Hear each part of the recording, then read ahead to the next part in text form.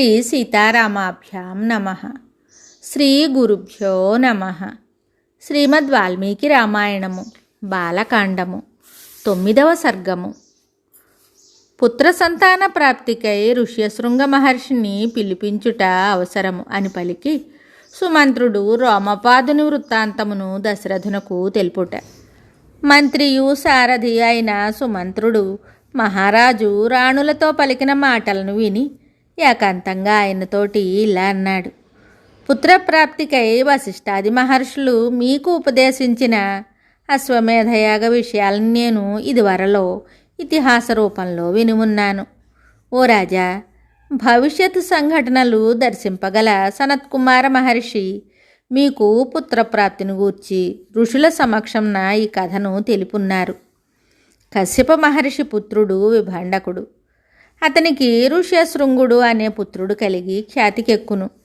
ఆ ఋష్యశృంగ మహర్షి నిరంతరము తండ్రి అయిన విభాండకుని అనుసరించి వనములలోనే సంచరించటం వల్ల ఆయనకు ఆ వనములు, అక్కడికి వచ్చి వెళ్ళే ఋషులు తప్ప మరి ఒక ప్రపంచమే తెలియదు. ఓ రాజా, ధర్మశాస్త్రజ్ఞులచే తెలుపబడిన లోక ప్రసిద్ధమైన బ్రహ్మచర్యము 2 విధాలు. ఋష్యశృంగుడు ఈ 2 విధములైన బ్రహ్మచర్యాలని నడపగలడు.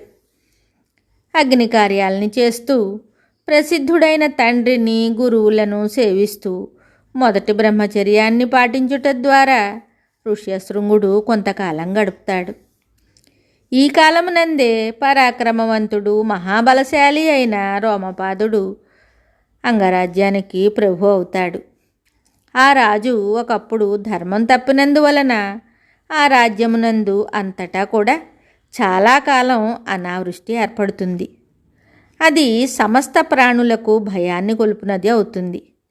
తీవ్రమైన ఆ క్షామ పరిస్థితులకు రాజు మిక్కిలి ఖిన్నుడై వేదశాస్త్ర పండితులైన బ్రాహ్మణులను పిలిపించి ఇలా అడిగాడు.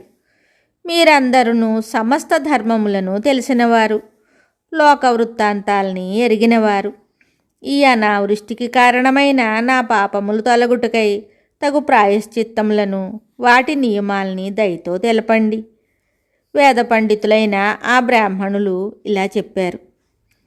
ఓ రాజా, విభాండక సుతుడైన ఋష్యశృంగ మహర్షిని ఏ విధంగానైనా కూడా ఇక్కడికి రప్పించండి.